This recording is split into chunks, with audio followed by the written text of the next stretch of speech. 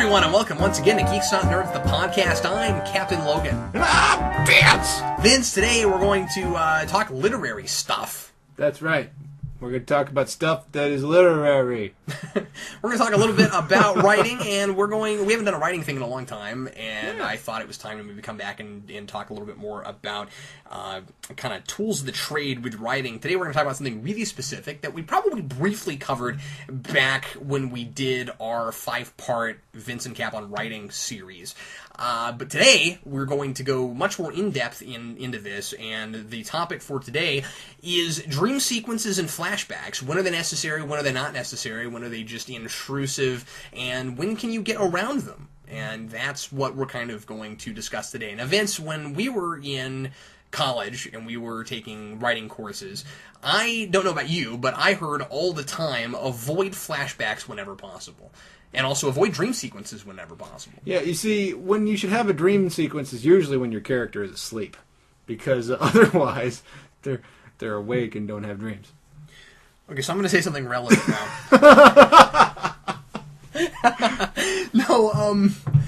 Well, what do you want me to say? That's a good point, Vince. No. It's a terrific point. We're all going to have a nice nap time.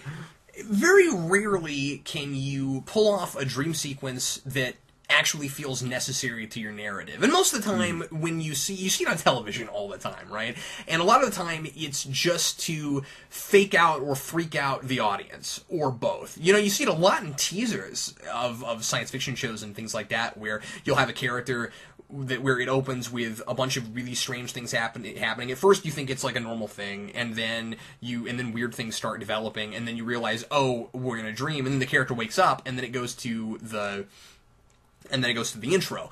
And sometimes it's just because it's like a story about dreaming and that sort of thing, and of course those are exceptions to this rule. I mean, there was a Smallville episode where the whole thing was people sharing the same dreams because of a cryptofreak that caused them to do that. So of course it had dream sequences, but they weren't really dream sequences because the whole thing was it a dream. affected the plot. It was relevant to what was going on. Yeah, that was the plot. That's fine. You know, so you can't be like, oh, well, Inception's a bad movie because it's got dream sequences in it. That's not what we're talking about. We're just talking about in a regular story, when is it necessary to have a dream sequence? So, Vince, do you think that it's ever something that you must do, that there's no way to get around a dream sequence, or is it, like I think, usually just for shock factor and that kind of thing? I think you could make a case to say that a dream sequence can be useful, but I would never say it's necessary. A dream sequence. I've never seen a movie where I thought a dream sequence was necessary. It kind of bugs me that they even open movies with that. It's almost stereotyped now. Like, one person did it once, and now everybody does it. It's like, for me, a dream sequence is not entirely different than the character who just found out somebody died, and then they look up at the sky and scream, "No!" Because one person did it, it was really dramatic, now everybody does it. So that's a really good point. I mean, the difference there, of course, is just the whole no thing is kind of an aesthetic thing. People are going to react in some way to somebody dying, whereas a dream sequence, and so that's just this weird cliche now, but dreams are something that people actually all experience. So I mean, it makes sense that you would have them. Sometimes it's just, see, I'm of two minds about it, because part of me says, well, you would only really want to do a dream sequence when it really tells you a lot about a character. The problem is that people can't decide in real life if dreams actually can tell you anything about yourself. Mm-hmm. You know what I mean? And so, like it's almost too Freudian. It's like if I put a dream sequence in a book or in my television episode or my movie or something, I'm automatically saying that here's this idea that I, as a writer, just personally believe in, that dreams can tell you something about yourself. Now, I'm not saying that they can't. I'm just saying that we don't understand enough about this particular phenomenon to necessarily glean anything from it in a story. And I'm sure people will come up with examples and might put in the comments of times that you know they found a dream sequence very relevant to their understanding of a character, and that's fair. I just think that it's a strange way to go about it. I think that there are other ways to give us that information. You know, dream sequences, I've even seen like daydream sequences that you know, I don't want to bring this up, but I'm going to do it anyway. The Ridgemont High movie, Fast Times at Ridgemont High. The very famous scene where Phoebe Cates exposes herself to the camera. And that all happens during this guy's daydream. And the point is that this is happening inside his head. And then the girl walks in on him doing something he ought not be doing. And so I feel like you can have a little bit of a dream sequence that can work within the confines of your movie. And here's another thing. A lot of the time, comedies don't even necessarily have moments that are significant to the rest of the movie. Sure. So yeah. this example is not exactly a wholly great example. Sure. But yeah. It does cause tension between Phoebe Cates' character and Judge Reinhold's character.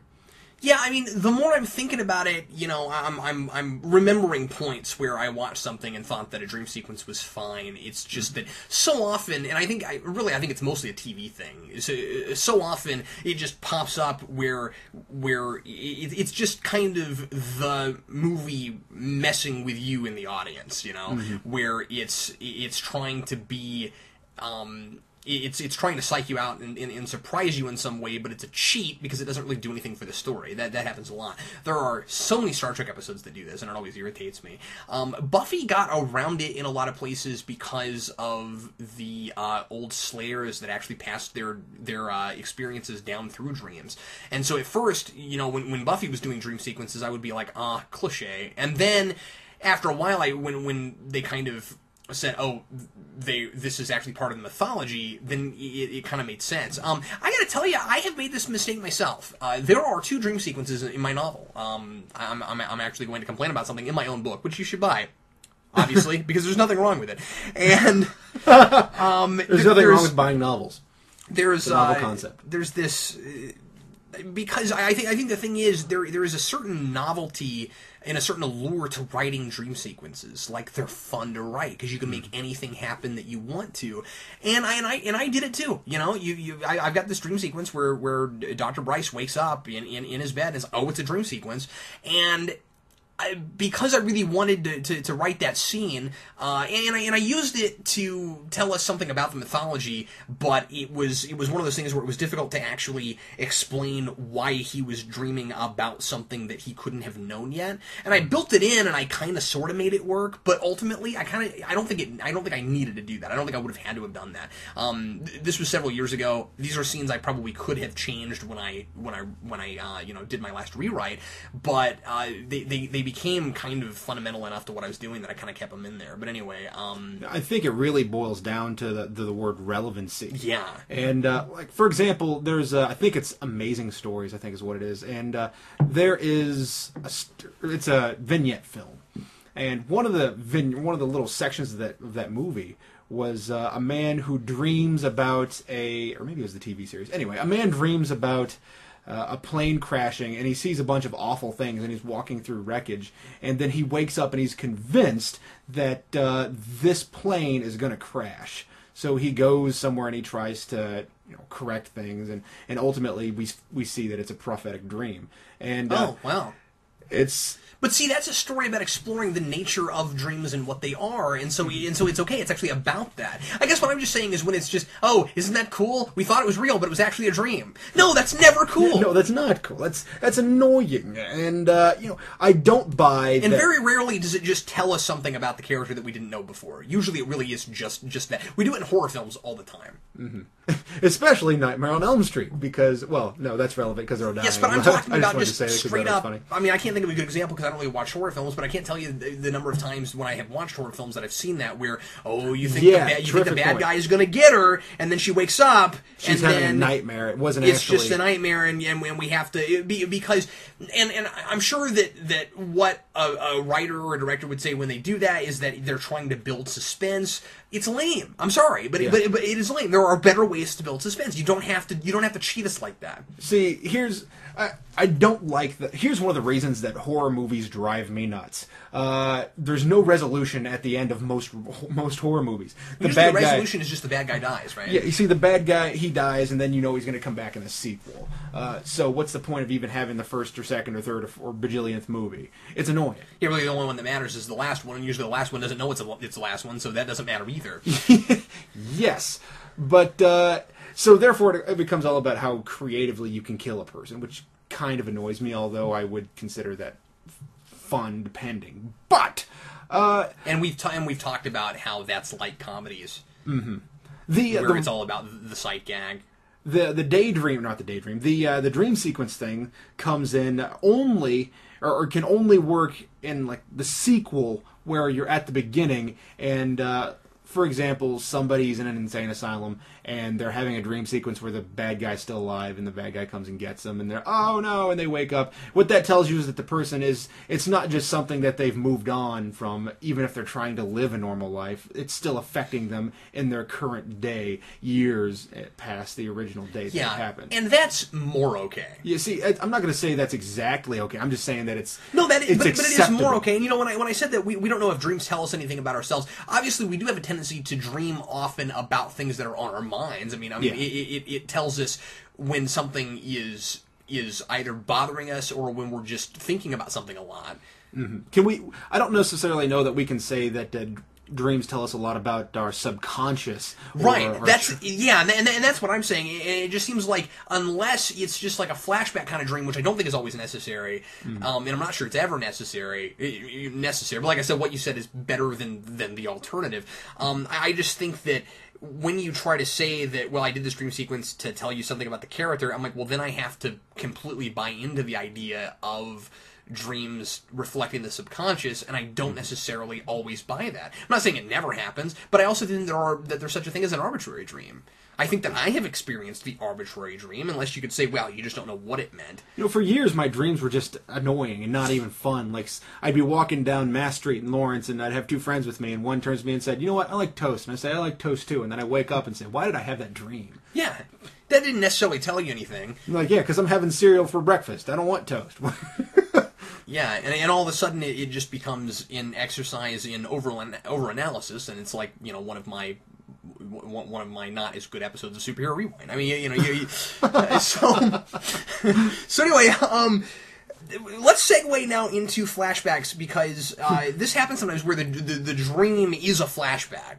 Yeah, and that I don't think ever has to happen. I don't, you know, like I mean, maybe in some ways it's better than just the straight up flashback, just because flashbacks will often just interrupt the narrative, where like it's not actually part of the current story, because unless you were telling a story, and I'm talking not just television and movies, but especially in short fiction and in novels, you really don't want to do a flashback that just interrupts the flow of the narrative unless you're doing non-linear storytelling, and in that case, it's not a flashback. You're giving me the events in the order you think I need to appreciate them. Yeah, I mean, that also comes down to the word relevancy. When is it relevant?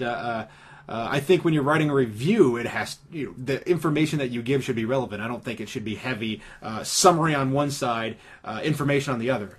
You have to splice it in to where it makes sense, because otherwise, why did you put it all at the beginning? Why did you put it all at the end? You got to give it when it's relevant. That Absolutely. Make sense? Yeah, sure. The flashbacks. I used to have a Professor Wilmot at KU, who said, never do flashbacks. There is always a better way to do it. And to some extent, I agree. To some extent, I think that the reason he says that is, like, for example, when you're a young writer, you should not break the rules until you understand how to break the rules. And because I feel like people will look at a flashback and say, I can use a flashback right now because it's relevant. Well, yeah, but it's also stereotyped. You don't want to fall into the same entrapment of always doing the same thing everybody else does. Why would you want to use... and it's also kind of corny to rely on a flashback to give you information. The thing is, when you're reading just straight fiction, and we're not talking about movies and stuff, you are usually in one character's head, and if you're not in one character's head the whole time, you jump between a few, and it's either between chapters or you know what have you. But usually, like say in a short story, it's one character. And I've always submitted that in a 20-page short story, it should almost always be one character. I have very rarely seen it done otherwise where it works. Now sometimes you can have kind of an omniscient thing where you don't get into anybody's head, and that's an entirely different sort of thing, and that can work. But anyway, now we're getting into a totally different thing. But the reason I bring this up is because flashbacks are not only cliched. It's not just that we do them all the time. It's also that there is perspective to consider. And I think that some people don't realize just how important perspective is, or at least how important it should be. I think where if you're writing a short story or a novel, and you're in a place where you're in one person's head for a particular amount of time, if you're going to flashback, if you're going to flashback. We have to. Sorry, I use the noun form. Flashback versus flashback. If we're going to flashback, you have to know whose perspective it's from. Otherwise, it's just the narrator flipping a switch and taking you somewhere, and that's a problem. You can almost see the writer's hands just moving things around. Yeah, and you don't want to do that. Well, the problem is that the writer's hand kind of has to move things around in a movie, because movies are not always from one single person's perspective. The thing is, movies being a visual medium, we're not actually in anybody's head ever. So even if you feel like the movie is, for the most part, from a particular person's perspective, unless it's one of those interesting first person things, but you usually don't do an entire movie that way, where you're just where it's just one person carrying a camera around. Unless it's Cloverfield. Unless it's Cloverfield or something like that, in which case different people get the camera, and it's not from one person's perspective anyway. Unless the protagonist is not the camera, as far as I know. If so, the protagonist died, and that's also a cliche. But this is not MST3K. It's not a character that's the camera. I don't remember if the camera actually got smashed in that or not. Well, anyway, in Cloverfield? In Cloverfield, yeah, I couldn't remember. I don't remember. I don't think it does. It lost a carrier by the end of the movie. Yeah, it did lose a carrier, but I don't remember. Well, whatever. Anyway, but my whole I'm rambling. My whole point in all of this is that if you're writing a short story and you're not talking about a film or whatever, flashbacks don't have to look like flashbacks. Yeah. The thing is, you don't just interrupt and go, and now we're going a few years in the past. Novices get this idea that we can just skip a couple spaces, and then now you know that you're in the past, and now we're going to talk in the past. It's much, much better to have something happen that reminds the character of something, and the character is reflecting, so that it doesn't actually interrupt the scene, but it's part of it. So the character is experiencing something in a scene, and then the character is like, oh, I'm reminded of this thing, and then you just flow from one point to another. You pace it so that you just say, Bob was washing his dishes, and this is stupid, but and Bob was washing his dishes, and he picks up this plate that he got 20 years ago, and this plate was given to him by such and such, and when that person gave him the plate at the town fair, this person said to him such and such. Now we're automatically in the flashback scene, but it's still part of the dishes scene. And then when we get finished with the flashback bit, we're still in the dishes scene. You can't do that as easily in a film. No, that's really true. And that's why you want to avoid flashbacks as much as possible in a film. Exactly. I mean, another one of the things to consider is Sorry, that was loopy, but it's... it's fair. I think it was a good example. I mean, not necessarily compelling example. No, it wasn't compelling. I had to say something. But it is a good example, because think about that in relation to this. He picked up the dish and said, wow, that transports me back. I remember the time that immediately you've set up that we are in a flashback. And when you have a character who is... And that's a subtle difference, isn't it? Yeah. It's different, but I'm sorry, I got to stop you for a second, because I want to make sure that people understand what you just said. Especially folks that haven't heard this stuff before. The idea is that you don't, in that scene, say, Bob remembered the time. Mm-hmm. It just immediately goes into the time because he is re-experiencing it again, and it's part of that scene. Yeah, Bob picked up the dish that his grandmother gave him at this point, and then the guy said to him this, and I think that's a great way to put it, because you do not want to have a clear distinction between then and now. That's right. And when I say a clear distinction, I mean you want an organic flow. If you start inserting things that break it up into sections, then you've automatically shot yourself in the foot, and made your story less organic. Now, I think being organic is incredibly important, because I feel like... Especially if you're doing linear storytelling. Yeah, and I really feel like young writers get it in their head that they need to completely separate everything out. I feel like they'll give chapters to a short story, and suddenly their 20-page chapter is in 34 short parts. And I'm going to sound a little bit old-fashioned and hoity-toity when I say this, but you know why that happens, right? It's because those people don't read. It's because they're not used to reading. Yeah, they're used to the film format, and then they're trying to impose that upon prose. A scene happens, and then you cut, and then you go to some other place, and then you cut, and then you go to some other place. That's not as effective in short story and in book form. That's not to say that it can't work, but I'm telling you, if you're going to be effective at that, you've got to do it the traditional way first. You have to get good. I really believe this. Mm-hmm. You have to get good at doing it the way it was the way that it works best. I don't want to say intended, but the way that it works best for that medium first. The only reason that we have scenes chopped up in a movie is because there's no other way to do it, really. I mean, you can't just have a oneer through your whole film. I mean, that's the way that medium works. But you go to prose, you go to fiction, and you've got to get good at that at that first. And honestly, guys, the only way you can do that is read. You know, I really think I completely agree with that. You have to consume literature in order to write literature. Yeah, and look, you've got to read before you even start writing film. You can't just say, I've seen a bunch of films so I can write it now. It doesn't work that way. You still have to read. At the very least, read a bunch of film scripts, but I mean, you've got to see it on paper. It's an entirely different experience. I think, and we might disagree on this a little bit. No, go ahead. I think that when you're writing, when you start writing, I think you should start with first person. Because when you start with first person, you are forcing yourself to write a story from one character's perspective. You are forcing yourself to follow a character, and you are forcing yourself to make it to where the reader only knows what that character knows.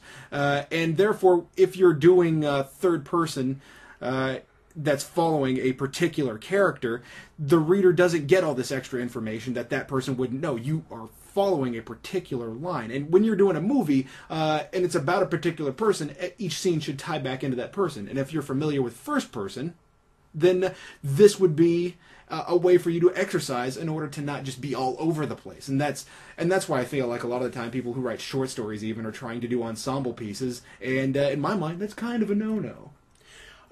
You're right. I don't entirely agree with that. I do see where you're coming from, and that's not terrible advice. The thing is, when we were in school and we were reading a lot of stories that our peers were writing, and of course, you know, Vince and I were in workshops. We had to critique things all the time. And if you're new to the podcast, or to the channel, and you don't know us very well, this experience is actually what got us doing all this in the first place, because we got really interested, or at least I did, really interested in critiquing yeah, things. Me too.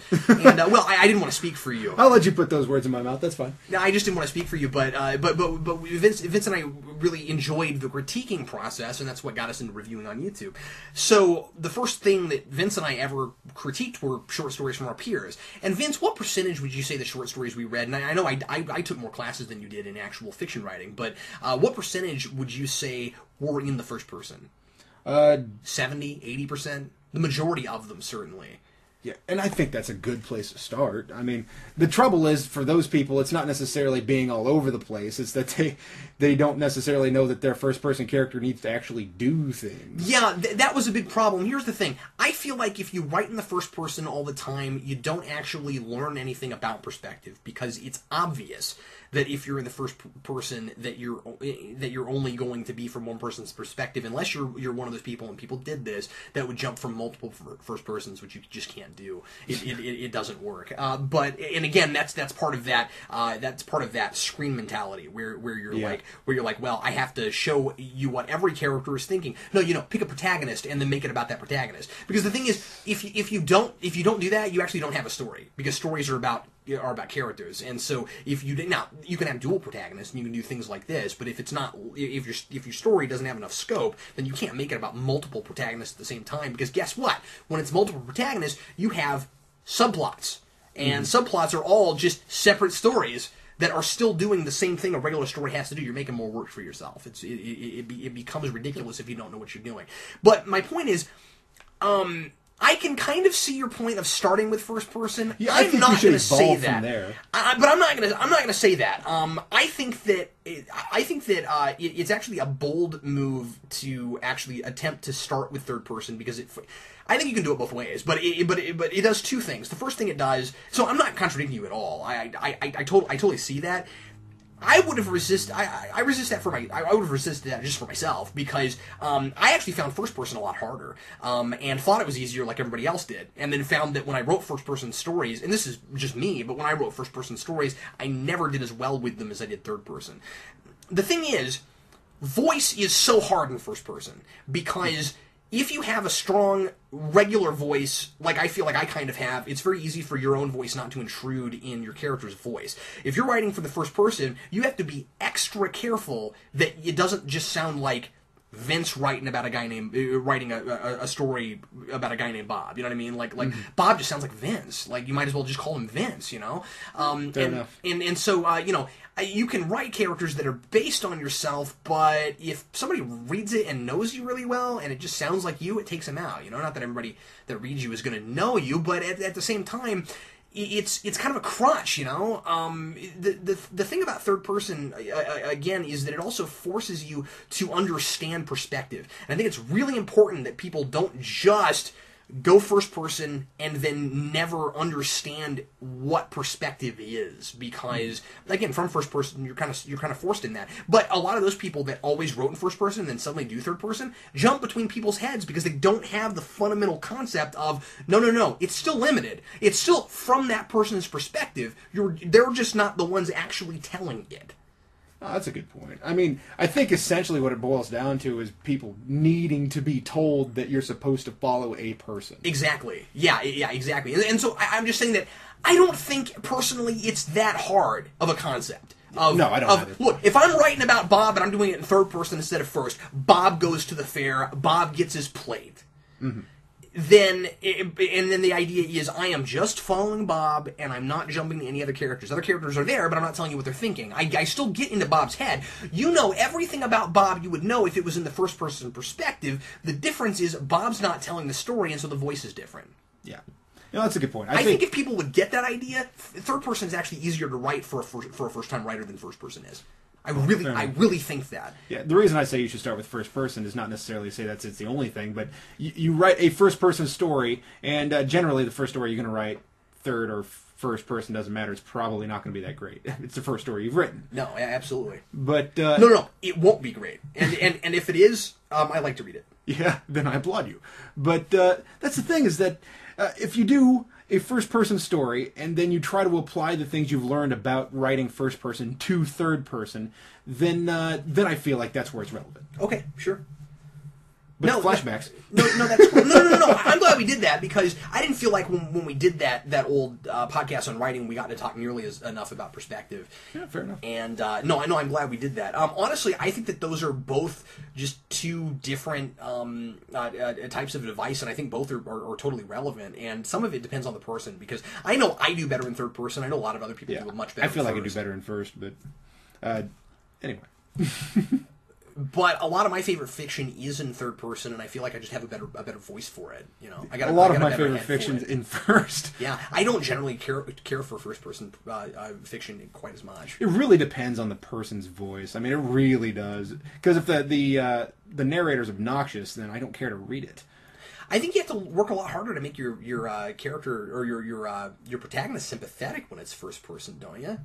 I mean, that I think you could debate that. I mean, if your character has the qualities that you would have a sympathetic, or would have qualities that would make them sympathetic, then in my mind, the person would be sympathetic. But then again, you could use a counter argument saying that it's a story about that person from that person's perspective. Therefore, it seems a little egotistical. Therefore, why are we following this guy? Yeah, that's exactly what I'm saying. I mean, it's not always egotistical just because they're telling their own story. I mean, they could be writing it in a journal that they didn't expect anybody to ever read, you know, besides themselves. I mean, there's a fine line you got to walk, because I know Cap and I have read stories, especially in our critiquing classes, that wow, were they self-deprecating and uninteresting, and you don't want to have the one extreme like, well, my character's not egotistical, but in a way, self-deprecation is a form of egotism, because you think people care about the screw-ups that you've done as opposed to the victories that you've done. So, and I apologize for the superhero rewind crack too, Well, I mean, I think to any form, this could almost be in a podcast in and of itself, but I think in any form of entertainment, whatever it is, any consumable entertainment has some form of egotism to it because somebody cares or thinks that another person cares what they have to say. Now, maybe that's not egotism. Maybe there's a reality to it. But I just think that maybe that's relevant to bring up. I don't know. No, absolutely. Well, anyway, why don't we go ahead and go to rants? I mean, I know that we talked probably as much about perspective as we did about flashbacks and dream sequences, but that's okay. There was an organic build to it. Yeah, exactly. No, it was totally relevant. Cool. And it was all still in the moment, you know? It wasn't just... we never left the flashback scene. We didn't. Well, if there's anything that we think of later, Vince, that we didn't bring up that we ought to have when it comes, especially to flashback, because we talk more about dream sequences, I think. Yeah. Maybe we'll do a follow-up on this sometime down the road. But in the meantime, why don't we go ahead and do a rant, shall we? What's your rant this week, man? My rant this week. That's called a segue. No, it's not. But that was a great segue, Vince. It annoys me when a villain, be it supervillain, be it Bond villain, be it whoever, has the antagonist of a story, has the ability and has the chance to deliver a killing blow, but then only knocks the person out or something. That's great. That drives me nuts. And it's one thing if they have larger plans that maybe they need the villain to be or the hero to be alive, and the person falls into the trap of being the catalyst for some bigger plot. That's fine. But if their plan is I want to torture him, like, no, shoot him in the head, move on. And how often do they have like a group of people they could kill, and they skip the main character just because they're a main character? Yeah, it annoys the crap out of me. It's something that I can't even really justify it happening unless there is a grander plan that will we can convince the audience that the hero is effective enough that he's not going to fall into this plot, but eventually he does. And when he falls into the plot, it's not just a trap for him. He has made something bigger and more awful come to fruition. And then he has to find a way to deal with that. But it really annoys me when we have villains stop and say, "You have fallen into our trap." Well, why didn't you just shoot him in the head the first time you got him? I mean, how hard is that? Who needs that guy to be alive if all you're going to do is mess with it? It's like the point of being a villain is not necessarily to do something that you want to do. It's to just screw with some guy that's the hero. Yeah. No, I agree. That always irritates me when I'm watching a movie and you're in the third act, and especially when you got that villain, and this is so cookie cutter and has existed forever, and we're still doing it. You know, where you got the villain who is waiting forever to finally kill the hero when they could just kill him right away. Yeah, why not kill him when you captured him at the beginning of the movie? Why not? Or why not just kill everybody that you capture, and therefore you won't have to worry about them being heroes? And obviously, the reason is because you've got to have a movie, and so you have to, as a writer, contrive a way that doesn't feel contrived. You know, you have to come up with a way for all the things the villain does to make sense, to be things that a person would actually do, and not just be because the script says that person needs to live because they're the hero. So, because that's when I get on this kind of stuff all the time, Vince, and especially with superhero movies, because the thing is, you want the hero to escape by his own ingenuity. Yeah. Not because of luck, and not because the villain was too, in his own head and too, proud of himself for finally capturing the hero that he just lets him loose. That can be funny, that works in comedy sometimes, but we've seen it so many times that we shouldn't be doing it so much in serious fiction, because you could say, it tells us something about the villain because the villain is so vain that he does that. Yeah, but I've seen it over and over and over. Every villain has that quality. I don't believe it anymore. Yeah. Oh my gosh. And it's another thing is that it almost feels campy for that to happen. It's another issue of being organic because it's obvious that the writer is shoving something in there. And also, it's hard to take it seriously, so it really bothers me when they do it with superhero movies, because if the supervillain is this obviously contrived, regular supervillain, then who's taking superheroes as a serious form of storytelling anymore? Or as a serious character to base a story on. And of course, you can still have old school type superhero fiction without necessarily having that. Yeah, it's just even Avengers. I don't feel like had that too terribly much. Oh, no. That's the thing, is I feel like they had enough... and it's talked about a lot as feeling almost like a 60s comic, you know? And I mean, a 60s Avengers comic, but I mean, like Loki... I mean, people have complained about his plan and how he goes about it and everything, and that's fair. But, like, does he at any point have that moment where, like, he could have killed a hero, but he just, like, you know, or the Centauri? Like, I think they managed to avoid that for the most part in that movie, but I don't remember. See, even Loki, I have trust that Loki, at some point, wants people alive because they're going to do something, because he's a trickster. So he is...